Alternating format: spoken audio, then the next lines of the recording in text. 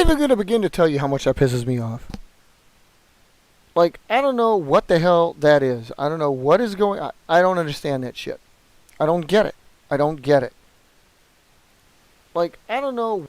Somebody is going to have to pay dearly for this crap. I'm busy. Okay. Just a bunch of fuck. No, we weren't done. I got some of the play done, but like after that I had to research as to why in the absolute hell it did that shit to me again. I don't know why, but the last like 2 to 3 to 4 of these freaking shows, my computer has crashed. I've got the B-sod, and then it freaking goes down, the blue screen. And every single one of them has been a different thing, so I'm researching it, and we're going to get this fixed, because this is beginning to piss me off. Well, two of them. I'm sorry, 2 of them. One was a power outage. God forbid.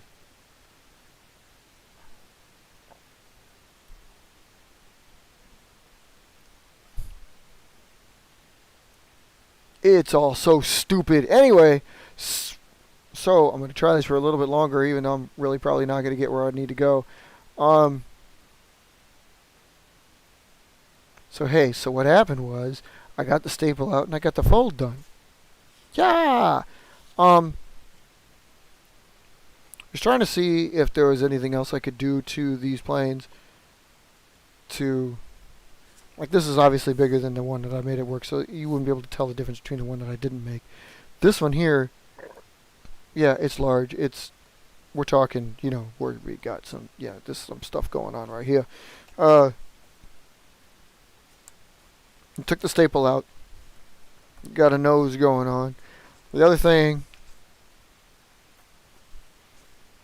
that I actually meant to do was, this thing is actually not supposed to have that nose.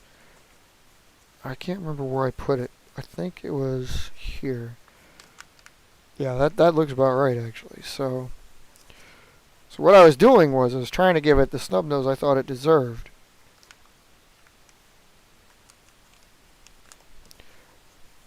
This is actually a bit further back, and I think this is one of the reasons why I was trying to establish the weight in the back. Balance your planes, people. One of the biggest problems that everybody seems to have with their birds is getting the planes balanced, okay? I mean, no matter how cool you think your plane's going to look, you got to make and anybody who's building these can attest, you got to make sure the weight is in the proper location. I mean, if you build a plane that's got a whole bunch of stuff and then you throw a bunch of stuff on the back of it, folds or otherwise, your plane's going to get confused. You're throwing it one way, and then there's weight back here, so it's like, well, which end of mine is really the heaviest point? Which way am I supposed to be going? So you get to, you know, throwing it, and then it just tumbles. I'm sure you've seen this. Throw it this way, and there's weight back here, so it tumbles and crap. That's because you put too much weight back there. You made a pointy tip, but it doesn't think that there's enough weight in the pointy tip for it to go that way, so it's flopping over itself. Don't do that. It's a rookie error. By the time you're about 5, you should be able to stop doing that crap. It's like, once you see, like, if I, like this one, if I were to take something and fold this, but even if I folded this right here, back, there would be too much weight back here. Well, probably not in this plane, but trust me on this one. You ain't want to go that route. So, now there's one of 2 ways. This is the way, this is the way I saw when I built this. One of which was to double dale this.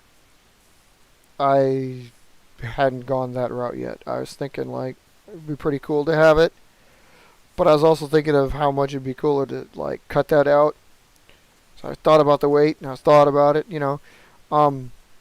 It's kind of like Wyvern. Wyvern is the one that gave me the idea, Team Triangle, and I was looking on it and thinking, like, my God, if this plane was any more stressed than Wyvern was, I'm never going to get the proper plane out of this. So I took this one, and this one with the 2 that I had, and I'm going to have this other one here, and I was thinking in mind of not doing the double dale. I was thinking about actually making the fold on. Now that bear with me. I'm being quiet because I'm thinking about it before I make the folds. I don't want to commit too many folds before, you know, creasing it and then destroying the structural integrity of the plane I'm building. So if I do the folds that I'm looking at, I was thinking about doing, I can do this one because it's already in here. I was thinking about doing this over and then folding them in. But I probably wouldn't get, like all I would get is a reinforced edge all the way down. I'm beginning to think that the best bet would actually be to take some of the weight out. When you do it with Chinese menu or stronger menu, you're dealing with obviously a bigger bond, a bigger mill of paper, thicker mill. So this is this is different. I'm trying to decide whether or not I want to just drop this weight because this is using Chinese menu. I wanted the size. I didn't necessarily want the weight, and this weight is turning out to be ridiculous. But this is how I did it so far with the other one. It just, when I see it, I know it's going to cause stress on the fold. Bear with me, folks. It's always got to be so creative. So I'm going to take it back out here with that one in place. I'm going to double dale it anyway. And I think what I'm going to do is, it's going to be stupid considering it's a double dale because you don't see the dale that's inside. So, okay. And this is what I was talking about when I said, like, okay, this thing seems like it's a wyvern. But definitely not how I got wyvern at all. I mean, the funny thing is you can build, like, many people have different ways, and I've seen them too before. Like, you watch them, and like, if you check their videos out and you watch the videos and you see them build the or like they show you the pictures of the plane before they build the plane, and you're like, dude, that looks just like mine. But then you watch them fold, and it turns out like, hey, they didn't do anything like what you built. So it's like, well, that's not my plane. It just looks like it. Man, there's probably like 8 planes out there, but it took like 4,000 ways to build them 8 ways, you know. So, and again, something that we always talk about, like, which becomes, you know, standards for different aircraft. This is how or this is a why. It's all in the folds, man. It's not in how it looks. It's in the folds. So anyway, this is super thick. Damn. I don't see how this thing could turn out to be anything but an interceptor. This, like, this area up here, forward of my finger this way, is just thick as all hell. I do want the stinger out. I do want the dale in. Oh, man. But I'm never going to be able to fold a wing. I'm going to fold a wing that OAE is going to be proud of because it'll be like 2 inches tall. No kidding. It's going to be like 1 3/4 inch before I can fold it because it comes up to the top of this in the inside here. Because this is really thick. Not that I intended on bringing it down this far, but I kind of wanted to fold it in here, and now this is super thick. So, let's see if I can... Let's see about how... You know, I don't know. I don't know. I'm looking here. Damn it. So going through that same problem again, and I don't know if I want to put another staple in it. Oh, screw it, I'll staple it. I've never been one to back down from a staple. Alright. Plus I got the dragon teeth here, so I'll be able to take it right back out. Alright, so because it's trying to poke in on me. I'm not folding any winglets in here yet because, believe it or not, I've tried to make this one, and so far, actually, knock on paper, this one has flown good without any winglets or anhedrils yet.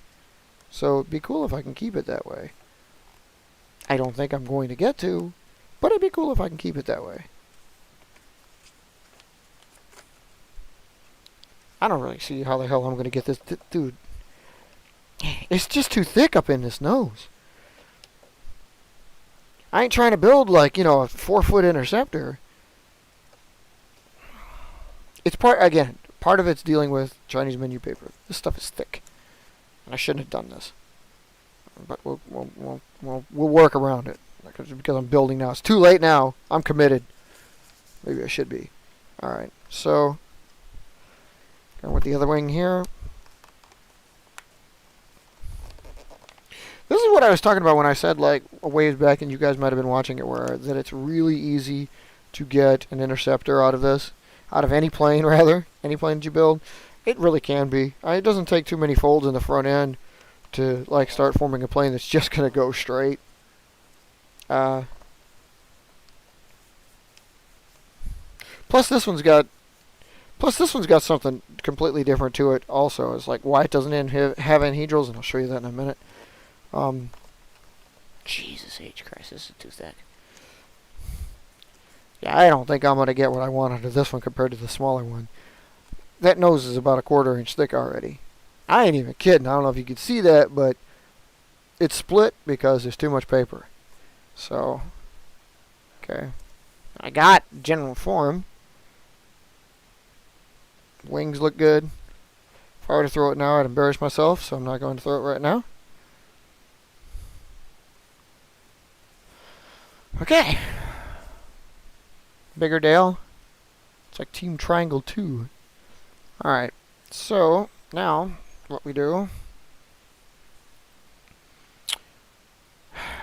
Fooled it on up when I did that there, but... Here comes... Actually, this is a little bit more finesse.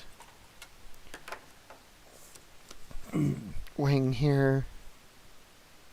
Special fold out the paper. Alright, so we're going to go with right here.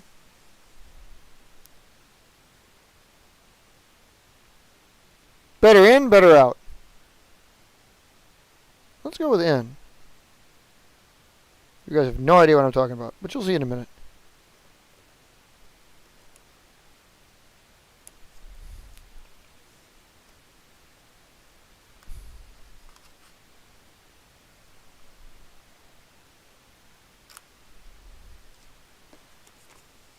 One of the primary reasons why it's going to be the way it is. Okay, we'll do an ever so slant here. Oh Jesus, I need a bigger scissors for this. Bear with me. Bear with me. Delicate cutting and stuff. Perfect line for here. Okay, got that. Alright.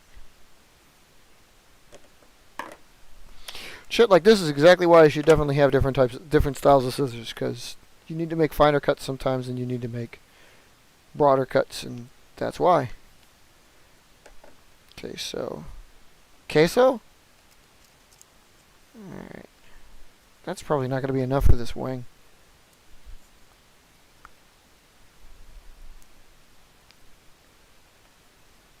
But I didn't want it to be oversized, so keep in mind again, no anhedrals, no winglets.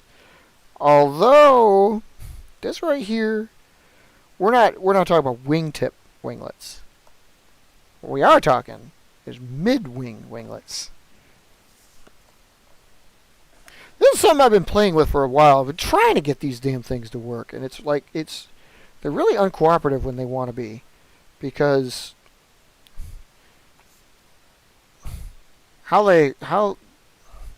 like if you have a free, this is going again with like something NASA's and I would work with. Like if you've got a rear end that like splits like this, if that happens, if your rudder area, if the back end of the plane splits like this during flight, it changes the aspect of any associated winglets you have. So like instead of them being what would be straight down the body line, if it does come apart, it won't do that anymore. So the only thing holding it together right now is the staple that I put in the middle to just hold it in place. That was actually never intended to be part of it. So taking this out is actually a little bit foolhardy, but we'll see what happens. Where the hell did it go? Oh, there it is. Okay. So staple's back out. So now it's actually free. The staple was the thing holding it together. That was not my intention. So now we have the completed body, a little bit of a stinger, about 2 inches behind the stinger, and then we got little winglets back here. Now, those are the only things. See, and it's making it like they're folding to the inside, which is again something I wasn't trying to do with this. So I think what I'm going to have to do...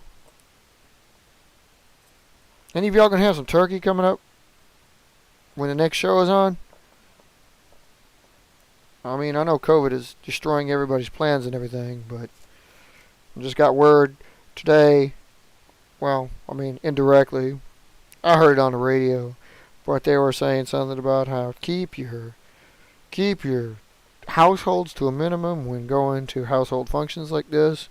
And I could hear a collective laugh from the general population as they go, "You gotta be out of your fucking mind." But I know some people will take it serious, and some people will just be like, "Who the hell cares? I'm getting diseased up for Christmas." I don't know. Just whatever. Just stay safe. Whatever it takes to stay safe. Whether it means like don't drive through the barrio today or don't go see a doctor tomorrow. Whatever it is, just stay safe. But damn it, enjoy yourself. Cause seriously, you can't turn everything off. Okay, so anyway, got the. Okay, so what I did in this case was I took the fold out because it looked like it was actually not going to fold along the body. This plane will probably require the staple that I actually took out because there's a lot of fight in the plane itself. So I'm also kind of concerned that those winglets for the size of this plane, it's funny how when I did it with a notebook, or, well, okay, a Xerox paper, I used copy paper. It's funny how when I made it with copy paper, those winglets seem to be a lot larger than they do on this. And they really did. They seem to be, like, take a lot more of the wing than this one does. So we're trying this out here.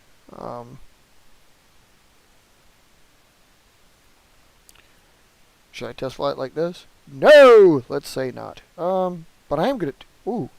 Okay. Now y'all going to think me silly, but I'm going to do something really kind of goofy here that I just saw. How about Canards?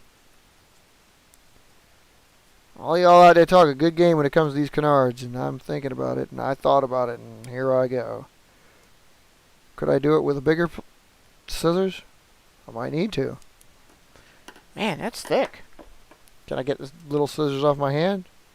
Find out next week. Okay. See how stupid that is? Looks like you're giving it horns. I remember one time a company called GSYS was talking about how he had a plane with horns on it. And he was trying to tell me that these, we're putting air quotes on this, horns were at the front of his plane. These are horns at the front of this plane. If you guys have sat with us before, you've heard of Delta Diamonds. You know where Delta Diamonds appear. That's really where his horns were. He did not have horns.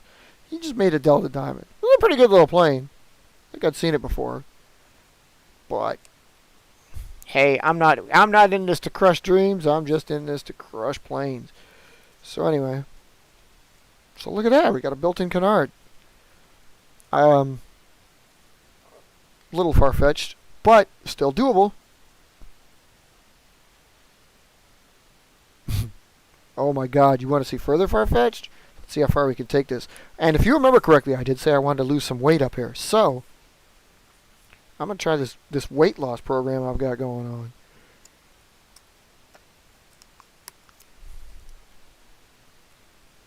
This is really cool because these are fully integrated. And obviously, as you see, I'm doing this with the folds. I've totally planned on doing this. So let's see where this leads us. If I can get the scissors underneath this crease. Jesus. It's worse than the other side. This is really bad. How far did I go? Man, damn. Jean-Claude, man, damn. I did not get this thing to work out. Okay. Okay. Sometimes you have to almost destroy your creation in order to get what you want out of it. Did it destroy it? Yeah, probably. Okay, but I'm trying to create here, people. I'm trying to create. Alright.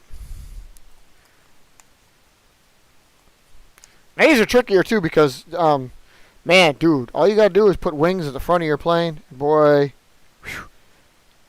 I don't know if any of y'all have ever tried it, but if you thought little, like, I mean, if you've flown, literally, all you had to do is fly, and you realize, like, every little input nuance, something that you've got on a plane, makes a difference. Always remember that, too, when you're trying to make your folds and you're trying to make your plane symmetrical and stuff. How crucial that is, especially down your sight lines, your center lines of anything that you have. Because if you put a curve over here that's not over here, guess what? You're never going to find out if this plane does what its potential is. If that little tip, these little bitty tips, if this one was up and that one was down, it most likely would spiral. And you don't think about that when you throw a plane once every, so often. But I mean, seriously, even if your center line isn't perfectly straight, because the nose hit the ground too hard, this bends, that doesn't, you're going to have a curve, you're going to have a different plane. If you're really into this, you got to make sure that you have, like, your plane does the same thing each and every time. So it's crucial. I can't stress enough, like, don't make it the wrong way twice, That's a little bit more tape than I expected to use, and I'm running out of it.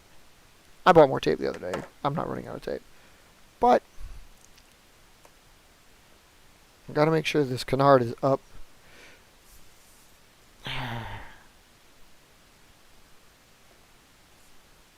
Well, I'm forgetful tonight. Tape fell out of my hands. Okay, I had to figure out which was the sticky side.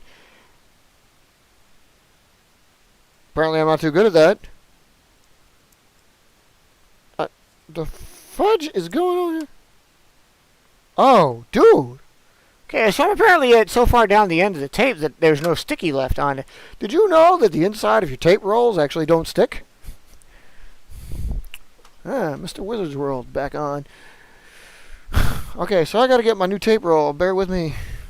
That's way the frick over here because I haven't moved it in over yet. And if I learned the hard way that I didn't put this thing together, So there's my tape. Ooh, tape. Ooh, child, I got some tape now. Alright. This is fatter tape than the other one. Go ahead, ask me if I care. Because I don't care. I like this one that I have here because, I mean, like, this thing's actually renewable. I have no idea where the hell I got it. It's actually bowed with me for quite well for the years, but now it's done. Anyway, so let's get this back down here. Take this up. Now, all right. Now I got the world's stupidest looking canards up here on wings that also won't stay down. OAE would be proud of me. Where is OAE anyway? Anybody seen him lately? I sent him an email the other day in case I want to make sure that, like, God rest his soul in case he's dead. I'm not joking. I'm being serious. I mean, I don't know if his house burned to the ground. He hasn't been on the show the last couple weeks, obviously, because we haven't. Maybe our house is burned to the ground. But, he lives out there in a dangerous place, so that dangerous place being California. Gotta give it up to those clowns. You actually want to live there. I mean, other than the sites of which I could probably find others elsewhere, I can see no redeeming quality in ever living in California. I mean, sure, it seems like a great place to go watch a fire, or maybe, fall into the ground, but other than that, I can't see it. And they wanted to live there.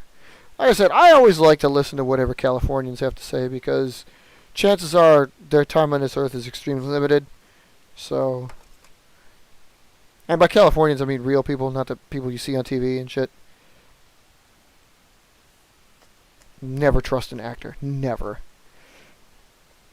They don't know what's going on. So, I've got these two, which looks like angular butt cheeks for canards. And I got winglets. So it's got some tail and some tail. Nice. Alright, now we're going to tape this together.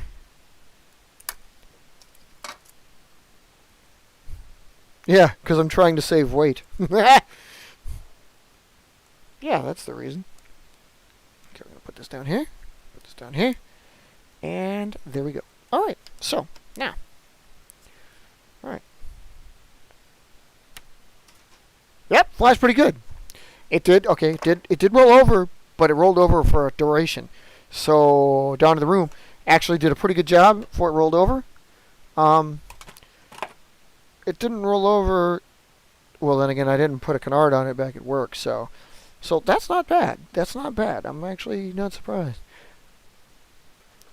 Yeah, just me, Ben. How you doing? Yeah, there was a there was a slight issue over the past, well, weeks or so. So, yeah, it may be for the foreseeable future. Can you fucking believe that? God, I don't understand what the hell, man. I'm saying it once and I'm saying it again. Women.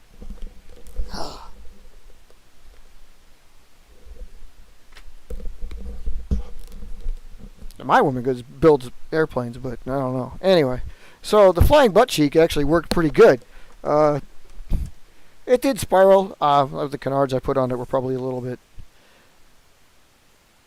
I don't know, a little bit rough. I mean, the folds that they're up in here are like really, yeah. The folds up here are really kind of flapping.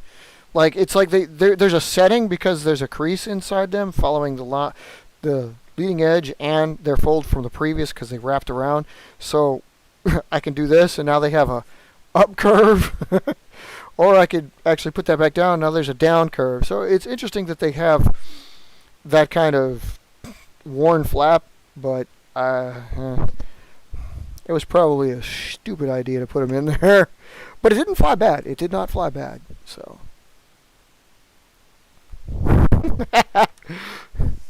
Years ago. Man, dude. Yeah, right? So, I have the start.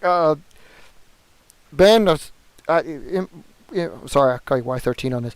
Might interest you to know. I mean, I know, like, we've had many ideas. I've had many ideas. You have too as well. But I'm working on and I was going to tell this to Robert too when he came in, Powerhouse, that I've got a blended body I've started. So, because, again, with the fuselages, you know, the rounded ideas, like I was talking earlier in the show about the O-bodies that I had formed, and I do have the beginnings of one going. This is going to take time. It's got, like, I put a whole bunch of stuff in it to make sure that it actually would hold itself up. So, in the long run, I'm genuinely scared of it because it's turning out to be less and less of a paper airplane, more of like a fiberboard, cardboard paper airplane. I can acknowledge, you know, obviously you do that and you know what you're getting into or you know what you're starting to build. It's just with this one here, I'm kind of like, I feel like I'm straying, you know, it's not, I've put so much into it that I'm not worried about how I'm going to get out of it, you know, like, I don't know, it's not going to look like this. It's not going to look like one of yours. It's probably going to be too heavy to fly even. I don't know. I'm going to end up probably tapering it because the only way I'm going to get it to stay airborne is to maybe put an engine on it of some kind. I don't know. It's in the nucleus of stages. I've built a shape and I've built, basically I've cut the shape and then I've rounded out. So, you know, blended body, okay? It's got a fuselage. It's going to have where the wings go and stuff like that. I haven't made any calculations. So I don't know, like, I'm not going to take pen to paper and try to figure out exactly what kind of a cord I'm going to need, what kind of area I'm going to, you know, square footage of area, or square inches, I should say, the wing area. So, yeah, it'll be a lot simpler than some of yours. I definitely want to get into, like, actuators and folding and sweeping and stuff like that again. I would like this, if you wouldn't mind, I'd love to collaborate on I don't know if I actually went into detail with you on it, but I'd like us to collaborate on, like, the paper motor, if it sounds intriguing enough to you. Something me and Pharaoh had early on in our stages. Matter of fact, Copeland Industries and I were talking about it as well, and we teamed up. All three of us teamed up and came up with the idea together. It was, it's a little bit more beyond Pisces. Yeah, because it's made out of all paper and toothpicks. But it's like what I call Pisces, you know, basically just putting a cylinder on your plane, the power stability unit. NASA's can remember that. You know, it's one of our techs. But obviously, you know, a very crude, rudimentary turbofan is tapering the cylinder, right? So it's broader in the front, narrower in the rear, forced air through, becomes kind of propulsion. You know, I just take that into a little bit more of a power detail. We could never figure out the collar, but the basis of it was simply you had that cylinder, and you take I had built an almost working model. You take either a straw, coffee stirrer was the case, or a round toothpick. It started out with a round toothpick, and we quickly realized there was no surface area to do this with, but turned out to be a straw, like a smaller straw. And then you get flat toothpicks. And as you know, like flat toothpicks, they do come to a point, but there's one side that's bladed, as it were. Cut all those in half so you can have the bladed side, and then ring said straw or stirrer with the bladed part. So you have your fan, and then mount it inside the cylinder, so you have, a rudimentary fan inside said cylinder. The only thing we couldn't really do was make a big enough lip. Well, it was a big enough lip. It wasn't a good enough lip to actually hold the fan in place. It kept shifting on us, and we didn't want it to, the trick is, of course, to keep it floating so it would spin, and yet it wouldn't push up against anything, so it would slip into the back of the engine or out the front of the engine. In theory, it's a great idea. This is something I spent time drawing up. I mean, seriously, my teenage years, I'm pretty damn sure I wasted a study hall, quite a few study halls, I should say, on trying to get this thing even drawn up right. It wasn't hard to build, believe it or not. It was just really technical to get what I'm describing as a demonstrative example. It could. I mean, I'd like to think it could. I think basically I'm thinking most likely it would just be more or less for show, because unless you actually had something in which you could act as a throttle and spin it more rapidly than the air passing through it, you're not really going to get much power. As a matter of fact, it would probably be more drag than anything else. I mean, looking back on it, it's like you have the cylinder, and if you even form a taper to it with a fan in front of there, if the wind passing through is not going to spin it fast enough, you're not going to gain any thrust out of it. You're really just blowing wind through it. So, exactly, you definitely. It's like, in which case, again, one of us, we did think of this too. We did think of a dyno, like a rudimentary dyno we were going to put in there. Is like, well, if we somehow could figure out a calculator battery, and the core was excited, mark my word, it was like, it was literally excited if we had like a wire leading to it that could be electricized. Maybe we could figure out a way to, magnetically line the inside of the engine, and then the fan didn't touch it, but that would continuously, a dyno of some sort would spin it faster. Yeah, exactly. Like a model jet engine. So, I mean, we had played with those, but we wanted to build our own, of course. We weren't like, I'm not going to throw that in there, screw that. So it was really cool, and I wish I still had some of the paperwork on it. I'll never forget how we did it. I may actually have the basics of one in one of my boxes, because I do have not all, but most of my original boxes. It might even be in the Palace. But yeah, our biggest crucial thing was exactly making something that wouldn't be drag. It didn't even have to achieve thrust, but it had to be no drag, and you're worried about that even when you just do a cylinder. I don't know, Mark, if you've actually put any cylinders on them, or even you, but if you put a cylinder on it, you always worry about exactly how much you can get away with before you're stopping the air. It's like slowing you down and just dragging the back end of the plane or wherever you put it on there. I always put it near the rear, and there's one I put it like most of the times it's back here. Sometimes it's on the wingtips or mid-wing, but I did put it on one up in the here, and I always thought that'd be a great place to put the vertical lift engines for obvious reasons.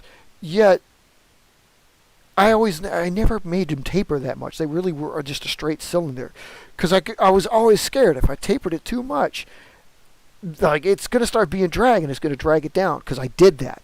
I've ran many tests on planes, almost always a plane that was big. Most of my cargo planes of the day, which were made out of calendar paper, so they'd be about, they'd be this big. They'd be bigger than this thing, The cylinder would be just so in relation to the size of the plane it was going on. But it's like you're so worried, or I was so worried that what level of what degree of taper to that cylinder before it becomes a drag on the plane versus I'm creating genuine power that the plane can use. And we're talking like millimeters, not even multiples, probably like a millimeter. So like, what, a 3-degree difference, because the cylinder is so gentle. I know you can follow. I'm hoping you can follow on by just the wording. I am trying to think of something I could build like kind of impromptu right here, right now. You'll be able to see like, okay, so what's an example of this? It's just so bloody tricky. I used to have, like, back when we did this about a year ago, I had and built on hand the cylinders right away, but they were all straight, and they're easy to construct.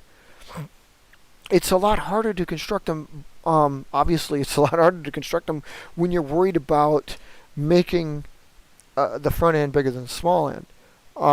You always wonder how, like, real airplane, when you have a turbofan, it's like, well, front collar's big, small collar's small, we got this.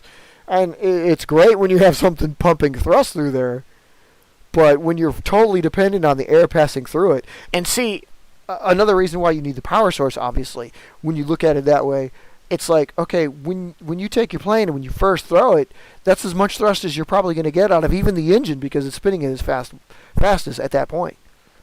After that, you start slowing down. Will it keep up? Will it, do you have something? If it's free floating, is the wind passing through it going to be enough to, again, pass through, make it useful, or just drag it to the earth? I don't know. There's a lot of intangibles. And then someone like you, I would figure, like, maybe you could actually work up the actual numbers, the stats on it, and see if, screw it, if it's even feasible, let alone possible. I mean, again, if it's powered, it's one thing. Once you've got power, shoot, you're on your way to radio-controlled paper airplanes. And in a way, of course, I guess we basically have that. But I would think so, too. Yeah, I mean, seriously. It's like they're almost always going to have to be this or larger. And, I mean, I don't know. Have you ever built one of yours, even without the tech that you like to put on there? Is it like, have you ever built a blended body? Any of yours like this big as this? Or are they usually, a smaller standard size, what I like to call the standard sizes? Because the flying bus was always bigger, Did you ever make a flying bus? Did you ever start out that way? Somehow I feel like some of us have bypassed the flying bus. I made my first plane when I was like 3, a long time ago. I didn't even, dude, I have no backup to that. I've been told I made it when I was that young. So I have no idea. Believe me, that's not when IVPAC started. IVPAC started much later than that. I believe that. I mean, when you start to put the stuff on that we can put on, it's like there's only so much the poor frame can hold before you're going to have to start making the little bitty robot guys be able to put it together for you when it's only this large. I'm using this as a demonstrator, of course, because I think the average plane for most people, even yours, even your blended bodies, you ever measured it? I know you put it on one of these sheets, and I never really actually took the time. I should pause it and see. I don't know how long some of your, like your X-47 example there, I don't know how long they actually turn out, or the F-16. But, I mean, let's just assume a good average is 8 inches. This one's below that, but it's still average. I figure the window's like 6 to 10. So, I mean, I'd call this large, but since I make calendar paper, this is probably a medium size. But yeah, I would figure like with the tech that we add onto this is exactly probably what we'd have to do. You're going to have to build something at least, this is 17 and 18 by to get certain things in it. Well, plus the fact that, again, if you're dealing with the bigger planes, everything you could scale up, it's probably a little easier. Probably. I mean, it all depends on the material you use and how much time and money you're willing to spend on it. Because, I mean, seriously, let's face it, there are certain things that are going to require funding. Like, if you don't have toothpicks on hand, yeah, you could go rob your local diner. But a wingspan of 10.5? Okay, so it's rather larger. Its length, obviously, wingspan is, like, it's much more narrow than it is long. It's probably about 12 inches long or something like that. So, but yeah, with a wingspan of 10.5, that's still respectable. This thing that I just made, oh, I guess that thing reaches 9.25. So, but again, I give that's a medium size. I give that a medium size. I think the standard, the smaller ones, I like to make the smaller ones, and again, this thing's like a 6x6, so it really is a 6x6. So it starts out as a square, and it finishes out as a square. It's pretty cool. Follow along. I'm probably going to try to do how to build on diamond later on, people. That's still a respectable size. But see, when you're thinking about, when you get your ideas of what you want to put in it and on it, like how big you're going to have to make it to start with. Not just dealing with how much lifting area you're going to have, how much, control surfaces you're going to have that are going to get in the way of the other things. You're thinking of, even in our terms, you're thinking of basic things that you're going to be able to use to build this stuff with. Like your little springs, for example, the straw, the stirs, anything that you put in there. You're thinking of that scale, so that you can install, like, I can put a straw here because the plane is this big. But if you make it bigger, I mean, in some cases, said straw is going to have to upscale, and it's a little bit harder. Like, they don't make too many fatter straws, or, not that you just go looking for at your local McDonald's.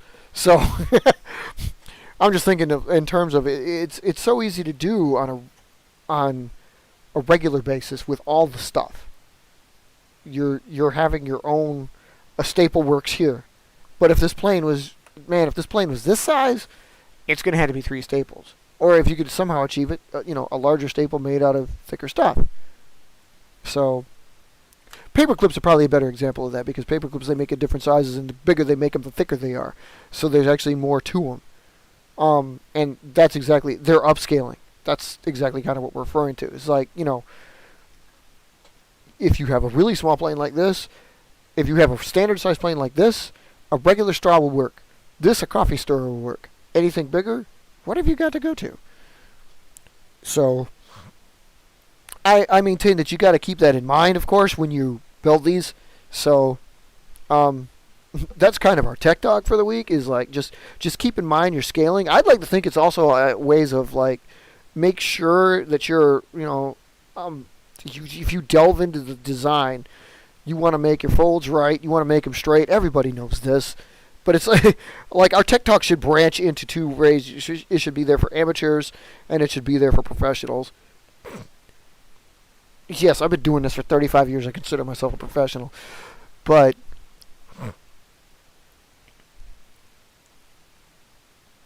right. And yeah, and like, how would you even? It's like there's only so much you can throw, and even like if you have a good throwing motion yourself, or if you have a device which can do it for you, it's like there's only so much stress the plane's going to be able to take. You well know this. Everybody should well know this. I mean, it's like a javelin. You guys haven't had it. I'm going to have to put this up there so you guys can build some of these. But like a javelin, for example, I throw that thing like a baseball. You're going for a fastball throw. I could never throw anything like this, like a javelin, because this thing, I mean, obviously, you're either not going to get the flight you want, expect, or need, or something's going to rip off of it. Especially if you have a lot of tech on it there, hey? So, right, yeah, so scaling only solves so much. Because, I mean, like, literally with these right here, it's one of the reasons why when we say in the core that when we have the cargo birds and the bomber birds, they're not expected to do much but, like, tote for a straight line distance for maybe 30 yards max. Because you're not going to, like, heave it with everything you got. You can't. If they're carrying a weapon load, they'll probably drop it on you. But they're not stressed to take that sort of thing. And again, if you're in a combat situation, you put any kind of tech on there, especially stress relieving tech, as it were. If you put like a skeletal structure or reinforcements, you're not going to want the enemy to steal your bird, or destroy your bird even. This is something you took quality time and effort to build. This goes back to something else we're going to have to talk about in a future show is, again, like having these attrition squadrons like we used to have. Planes that you used to just build in combat situations that were like basically the flying bus. Just something to launch an attack with. It's like, you know, you don't you don't want to lose your tech-laden bird. You want to lose something that's like, I just built this in 5 minutes. I just needed to launch a bomb. You know, launch a bomb. How do I sound? You know what I mean. Yeah. Hey, by the way, I got a slight bone to pick with you. Any chance you could, like, put your shows a little bit later? I mean, like, it's a great day. I mean, I know you can't change it for someone just, like, you know, for just one person. But, like, man, I'd like to be, like, involved in the live stream like you are here, but I can't because you're already done by the time I even get home. Matter of fact, you're usually probably online while I'm driving home. So, I mean, I can post comments afterwards, but like usually during the stream, it's like not a chance. Maybe I'll bring it up on my phone while I'm driving. That's a big no-no. But anyway. So yeah, I've thought the scaling was like, I think the upscaling for something like that is something that needs to be paid attention to. For anything, you know, instead of baby straws or toothpicks, you're looking at coffee stirrers themselves, or popsicle sticks even, you know. Ever try to split one of those? Man, those things, whew. Some of them can be really easy, and then there's others that just are uncooperative as all get out. It's really frustrating. I don't know.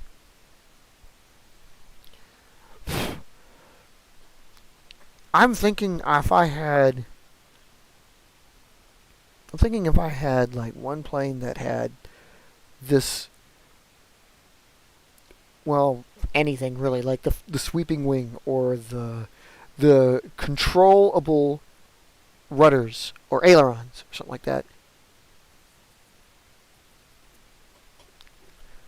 Well, thanks for that. Yeah, thanks for even the consideration. I mean, it'd be nice. Like I said, that way I'd probably pop in on yours.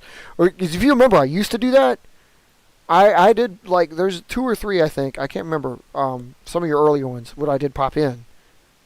We'd either be on IVPAC Global's channel or I'd be on my channel, DPSIL, and comment. Because, well, I moved out here, so now it's like double the time to get home. So that window is like literally when I'm driving. So I usually don't get here about till somewhere in the like 7:30 Central Time frame on most evenings. So yeah, I mean, if you could, great, thank you. I'll appreciate it and I'll pop in. But like in the meantime, I can just throw comments after the fact. It's okay. But I understand wanting to enjoy your evenings. You know, I mean, I get a little enjoyment out of this myself, so I don't mind. I mean, I've built this total piece of crap. Okay, it's not total. I'm really not enjoying this as much as I thought I would. I love the integral created Canards. I love the way this turned out. It's just, this was probably a joke I shouldn't have tried, although I did trim the weight I said I was going to out of here. I may end up just taking these out. Maybe it's because they look stupid because they come to a point forward, and I was just talking about, you know, which way's front, which way's back. Whatever. There's no easy fix. I mean, if I were to try to put an angle, I suppose I could. God, see? Here you go. I'm going to play with this again. Okay, now, everybody's used to your standard wings are going to have, like, gee, like this. You know, hey, they come to a point. Must be good, right? So, instead of this crap, this is like, you know, old school. Well, let's see if I can, I don't know if I can change this or not. I'm probably going to make a fool of myself. Yeah, that's what I'm here for, making a fool of myself. Here I go. But this is like one of my first planes. So, tonight. Right now. So, I could do that. This wasn't anything. This was a creation. Is the camera angle okay? Because I think I zoomed in, so you're not following me back here too much. I need to pay more attention to being up front here. So, finally got my monitor stands, which is like really helpful. I got the camera angle at a better thing. I like where the camera is, but so anyway, yeah, there's. Oh, it doesn't look like there's 2 butt cheeks in the front of this thing anymore, so that's good. Cyborg butt cheeks. Sorry, I won't say that for the kids watching. But you know what I mean, kiddies? Okay, so now they look a little bit more technical. Still can't get the fold out. Oh, man, I didn't realize it, too. They're pockets. Crap. They're, because of where they were folded, since I brought them off of the nose, they're open in the front and closed in the back. So if they deploy in flight, they just trap wind back there. That's great. Speed brakes at the front of your plane. You gotta love that. Oh yeah, side note, as far as like closing any of the tech talk, have any of you guys ever like, okay, if you have this, if you've got your wing pockets on the top, or even if you put them on the bottom, but if they're there, I'd like to reiterate, a great way to create a speed brake and air brake on these planes is, you know, cut your, literally what would turn out to be your speed brakes, cut your flaps into these and then pop them up. Oh yeah, dude, that's an instant, yeah, it's an instant speed brake. Oh yeah, no, yeah, right. The solution to all problems in our art, tape. But you gotta watch your weight, man. You gotta watch your weight. I don't know. I mean, I've got a lot of wing area on this thing. So I'd like to think that I could probably get this a little bit heavier up here and not have to worry about this situation. But you never know. I'm trying very hard to like see if this is going to be... I don't really want this to be any kind of creation because it really is still pretty basic. I mean, you know, I'm not... It's kind of like I've come full circle. You know, like some of the ones that I built before, like I got so... you built the flying gouache, you built the flying arrow, and then you went and did some highly technical crap like putting deployable landing gear on my planes. And then you come back around to this and you're probably looking at it going like, dude, I built that when I was 12. Come on, man, you should be better than this. Everything is new to somebody. I mean, I'm not disappointed in it. It's just, like, sometimes I'm disappointed in myself for, like, standing on trivial stuff. Yeah, no, the tape solved that problem pretty good. Oh, I had one with, like, working landing gear. It was, like, with a pride and joy of the fleet for a while. SPG 142. Took a famous picture of it, actually, where I put the camera directly on the ground. You know, right alongside of it, as it were, like with this one. So the camera was like basically right here. Took the shot and showed that it was resting on its landing gear. Not deployable in flight, of course, because that would take again a servo of some kind, which I didn't have in, when was that? 1989? Yeah, I didn't have servos back then. Not for something like that. This was again on a sheet of paper airplane this size. So, but it was cool to see it resting on its gear. And gear that I could fold up into the body so when in flight, it wasn't deployed. Really nice. I'd actually kind of like to do that again. It's just, those were built with paper clips. So, again, with the weight, although it didn't seem to be a problem on the Phase 2. Trying to see if I'm going to start another poll here and figure out what everybody's idea of which plane I should do on my how to build next time on my channel. Because I've gotten a little bit of everything. Hagatok has been out there now. I've had requests for Nova. I think I had a long time ago requests for Javelin. Javelin interceptors are never that exciting. If any of y'all have been bitten by the bug where you just like to see your creation glide through the sky, Javelin's highly not requested. But it also will get a hell of a lot farther away from you and stuff. So, I mean, there is that. Javelin will travel a long way if you can throw. There's always the caveat. I'd have to put that in there. Like your interceptor, all depends on how hard and how far you can throw. Because if you throw like, you know, my grandmother, yeah, it doesn't matter what I get. Give you a baseball, you're probably going to throw it as far as that plane. But it's nice to have like a little glider or something like that you could just toss and take no effort and it just goes on its own. Kind of like the power we were talking, me and Y13 were just chatting about. So, nothing a little tape can't fix. Yeah. Tape, dude, that basically sums it up. There, in our art, there is like nothing a little tape can't fix. Well, dubious. Unless, of course, you're trying to keep weight off. You can't just keep slopping on tape and then expect to Wait a minute. I just realized how that sounds. My bad, Robert. Powerhouse is probably gonna be like, "What the hell are you talking about?" No, no, you can tape the whole thing, sure. Part of me, like, when I see him, when I see a video of his, a part of me cringes every time that I see him throw because he grabs it by the wing. He grabs it from here and tosses it. I'm like, God, no. I mean, one of the main reasons why I like to do a fuselage is it's not looks. It's basically because I have somewhere to grab. That, and a lot of the times when I build my flying wings, even if I were to, like, say this one, if I were to build or rather, I shouldn't say I built it, okay, but if I were to actually, this plane right here, and any plane that I designed, from like the Wyvern, even this one, which is a better example of it because bursts can almost do this anyway, but like Diamant or something like that, you literally take the fuselage and just cut this out and cut this out so that all you have is a little piece to grab, and then there's no fuselage. Whew, man, dude, seriously. I thought about that because, again, we're going to go back to Pharaoh's days. Pharaoh built one that he just called, like, ironically enough, the Flying Y, that he did something like that with, and then we started playing with that for a while, where he basically, like, at the wing pocket here, he had, it was, whatever plane he had actually had it, I think it was called Air Raider. His wing pocket was kind of up here, like he had a lot more fuselage back here blank like this Wyvern does, so this was all cut. Kind of like the planes that I build with the NORF, as I call them, Norfs, the Norif fuselage. He cut that all the way off, so it's just the wing pockets. Dude, that plane, like, again, as can be expected, a lot of times it fluttered, because that's what happens when you've got nothing back here between the spaces. He did that. It sucked. Then we started working on it. Then we started playing with it. It's like, what if we brought a little piece down here, back there?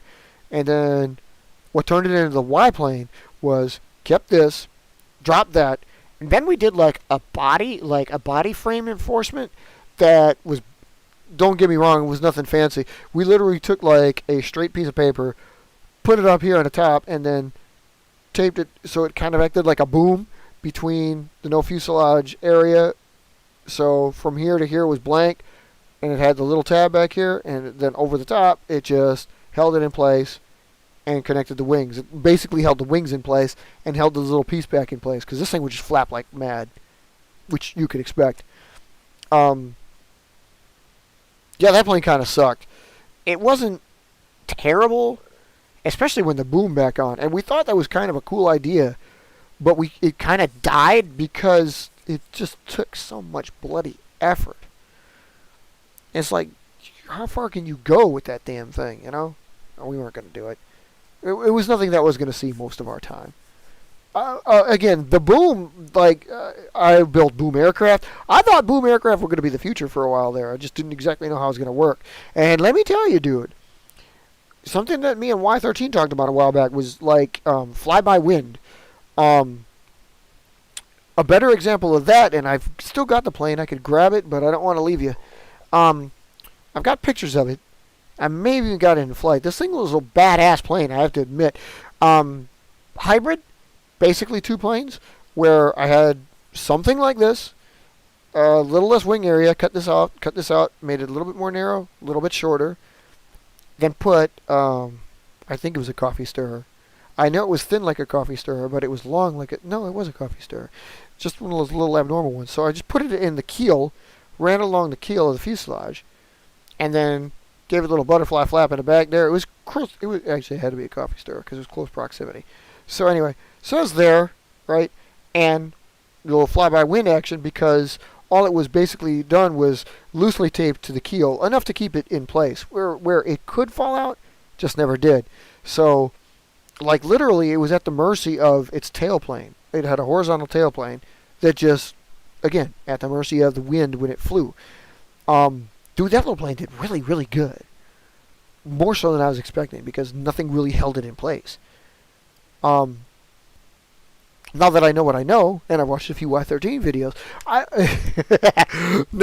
realized it at the time. It was like, I know of a way to actually keep it in place without it falling back out. I didn't do that, but I knew of a way to do it, and I realized, like, again, boom aircraft could be the future, could be a way of getting something like this, giving it a little tail. I've always been a firm believer, actually, that a way to stabilize any of your aircraft, and if any of you have tried this, you would know. Seriously, all you have to do to stabilize almost any plane is give it a streamer. Streamers work. A stinger, a streamer, anything you want to call it. If you played with them as kids, like in PE, like I used to do, because, man, I was a kid a long time ago. But, like, if you had a little, whatever they made streamers out of, tissue paper? Yeah, tissue paper. If you could make, and this is something you have to crunch the numbers on. When you're a kid, you don't have to think about it. When you're an adult, you want to think about it. So it's like, if you can figure out the ratio of how much of a streamer you need before it causes drag, you could tie tissue paper onto the very trailing edge of your rudder, say a length again and a half of the plane that you made. I'd like to think that's probably a good ratio, because we're talking this thing is thin. It's no more than like a quarter-inch long, the duration of it, and made of tissue paper. Okay, that's crucial. But if you put it there at the back, and I know it works, I've done it myself, but it's like if you play with model rockets, they do have streamer recovery as well as parachute recovery. But again, that's causing drag. You're not trying to make this cause drag. But if you put that streamer on, it's like little amount of paper, not enough to create the drag, hold it back, but enough to stabilize it. It works wonders. I would again say it's probably going to have to only be about the length of whatever plane you fly, or maybe a length and a half, depending on how small you make it. It's possible even string would work. But string, of course. Right, yeah, I know, true. That's the thing, though. Like, but I've seen it firsthand. I've actually done, again, this was, I believe Copeland did this back in the day. He put, I don't know if you've ever, like, okay, this thing was wider. The ones that you used to be able to get that you would tie on like pinatas or something, like pin a tail on a donkey, it was like a 2-inch thick piece. It was like this, and with the pin in it, but they were like, a foot long or something. It wasn't that wide. He only had about an inch, but it was tissue paper. It had all the ruffles in it and stuff like that. And he did it. Now, he didn't do it at the tail end because we did it as a goof, but he put it somewhere like where the center of gravity was, because it was a pin. Yeah, and like it fluttered to the back, and literally it changed the entire dynamic of his aircraft. God, I wish I had the pictures of it. It was really cool watching it fly. If you ever seen like those dragon kites with the long dragon tails, it kind of looked like that. It would flip and fly amongst itself. I grant you, all it did was kind of turn it into another interceptor. All it did was fly straight. It didn't really, it banked a little bit, but it would return to a straight attitude. So yeah, I mean, it was because of that, because it was a totally different plane without it. I wouldn't say it was a stunter, but it definitely looped. Like you'd still get probably a good 20, 30-yard flight out of it. You'd probably still get some pretty good altitude out of it. But it when that streamer was on, it was straight. Again, yeah, drag. It was drag. I expected it. You probably lost some duration of the flight, lost some length of the flight. But, I mean, it was amazing what it did. So I'm just saying, like, if you can do that. And another way I did it too, it wasn't just even using streamers. Again, something Maverick and I, Maverick Incorporated, back when we had SMA, the Phantom Lightning, we had one he built the Phantom Lightning. I created something onto it, we called it the EXT, because it had, we extended it and gave it a tail and gave it a fin. So it was like, we built the ET, the EX, and the EXT. But what that did was it took it could have a fuselage this deep on a plane this small. So it was a stunter. But when I put the XT to it, when we came up with the XT to it, I will say it was my idea, but like he helped along. It gave it a stinger at first. So streamer-like, it was basically taking a sheet of paper in the shape of a V that extended out the fuselage this far. Again, once and again, maybe almost as long as the plane, probably a little bit less than.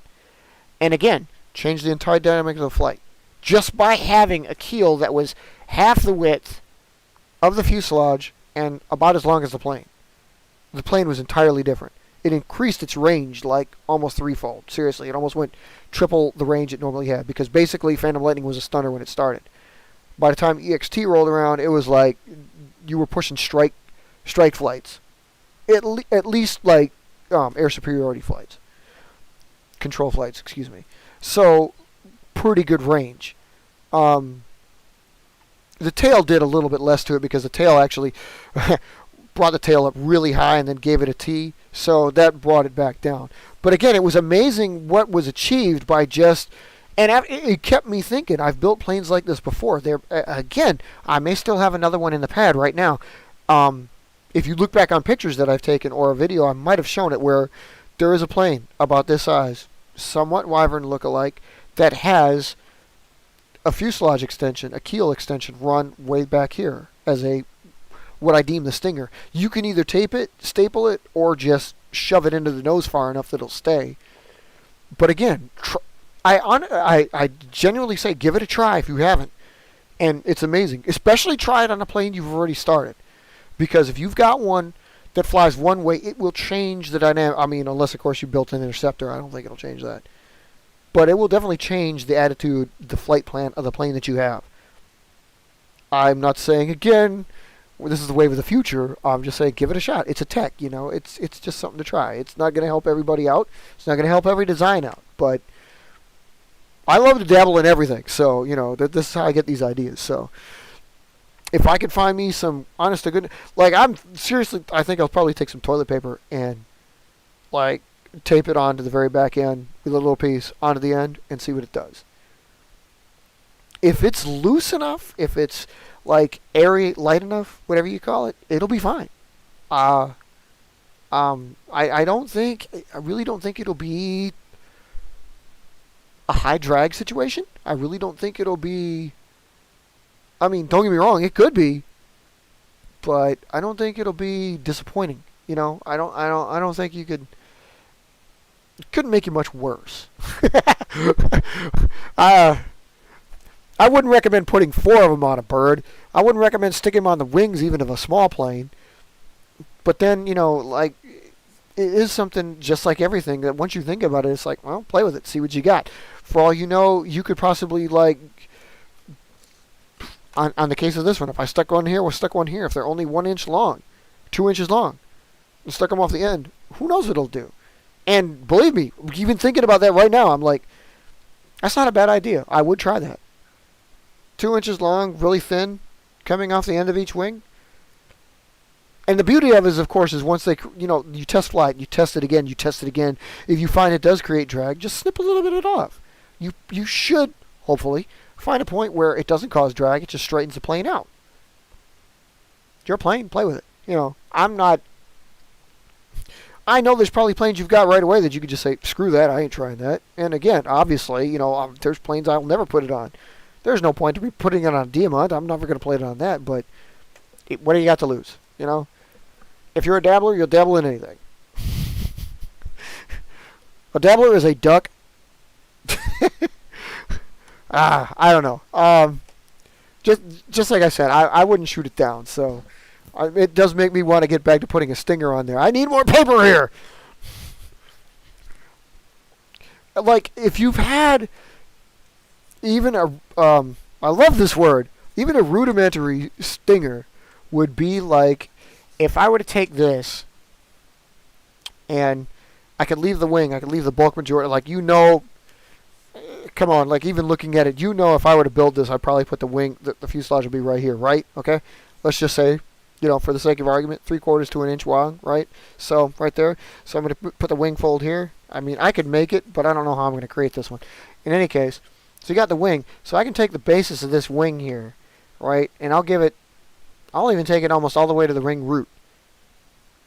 And then the Stinger comes into play. So I could cut way deep up into here. And I mean deep into here. I wouldn't do this because, again, you're talking like there'd be way too much play and freedom in the wing. This would go back to having to create a boom here, some kind of structural piece that would go from the fuselage to the wing to keep this from flapping around like mad. Or, to avoid that, could do it on the fuselage.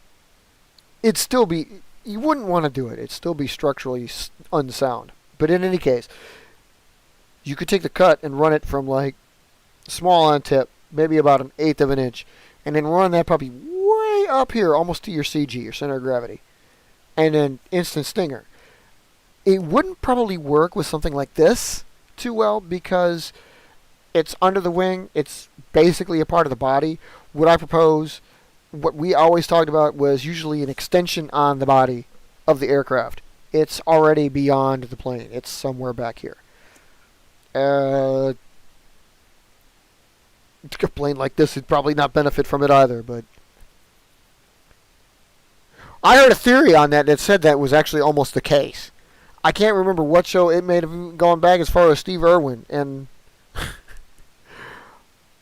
I don't know why it strikes a chord. Like, I think that was the case, and yes, we know that that's actually how he passed. But I mean, seriously, I thought maybe it was some show seriously like that I thought had mentioned is like when they watch them film them through the water, it was like a case of they undulate, they flail. The tail really. I mean, the true sting, of course, is the barb, but right, like the tail undulates as it glides. So yeah, it could be a stability thing. Although, with their capacity to fold their wings, what the hell are those fins? Right? Okay, the fins.